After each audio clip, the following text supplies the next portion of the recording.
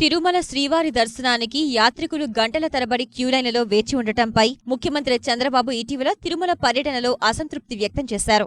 సుఖవంతంగా భక్తులు శ్రీవారిని దర్శించుకునే మార్గాలు అన్వేషించి అమలు చేయాలని దేవస్థానం ఉన్నతాధికారులను ఆదేశించారు. ఈ నేపథ్యంలో శ్రీవారి దర్శనానికి వచ్చే భక్తులు క్యూలైన్లు, కంపార్ట్మెంట్లలో గంటల తరబడి వేచి ఉండే విధానానికి స్వస్తి పలకాలని తిరుమల తిరుపతి దేవస్థానం నిర్ణయించింది.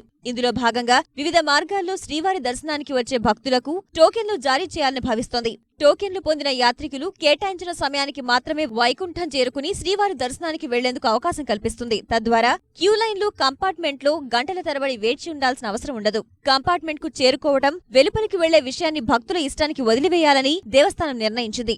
శ్రీవారికి వారపు సేవలను దృష్టిలో పెట్టుకుని రోజువారీగా శ్రీవారిని దర్శించుకునే భక్తుల సంఖ్య, గంటల వారీగా ఎన్ని టోకెన్లు కేటాయించవచ్చనే విషయంపై శాస్త్రీయంగా లెక్కింపు చేపట్టారు. ఈ విధానంలో స్పష్టత వచ్చిన తర్వాత దర్శనానికి వేచి ఉన్న భక్తుల రద్దీని బట్టి ప్రత్యేక ప్రవేశ దర్శనం, దివ్య దర్శనం, సర్వదర్శనం కోసం వేచి ఉండాల్సిన సమయాన్ని తిరుమల సహా తిరుపతిలోని పలు ప్రాంతాల్లో ఎలక్ట్రానిక్ ప్రదర్శన ద్వారా భక్తులకు సమాచారం చేరవేసేలా చర్యలు చేపడుతున్నారు. తద్వారా యాత్రికులు పర్యటన ప్రణాళికలు రూపొందించుకోవడానికి అవకాశం ఉంటుందని టీటీడీ అంచనాకు వచ్చింది. ఈ నూతన విధానం కింద మొదటిగా ప్రత్యేక ప్రవేశ దర్శనం టికెట్లను భక్తులకు బయోమెట్రిక్ విధానం ద్వారా జారీ చేస్తామని ఈవో గోపాల్ పేర్కొన్నారు. అక్రమాలకు తావు లేకుండా టికెట్లు పొందిన వారు మాత్రమే ఆలయ ప్రవేశం చేసేలా గట్టి పరిశీలన చేయనున్నామని వెల్లడించారు.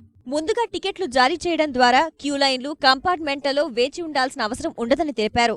ఈ విధానం అమలు ద్వారా లోటుపాట్లను పరిశీలించిన తర్వాత కాలినడకన వచ్చే భక్తులకు కూడా ఈ సేవను విస్తరించనున్నట్టు చెప్పారు.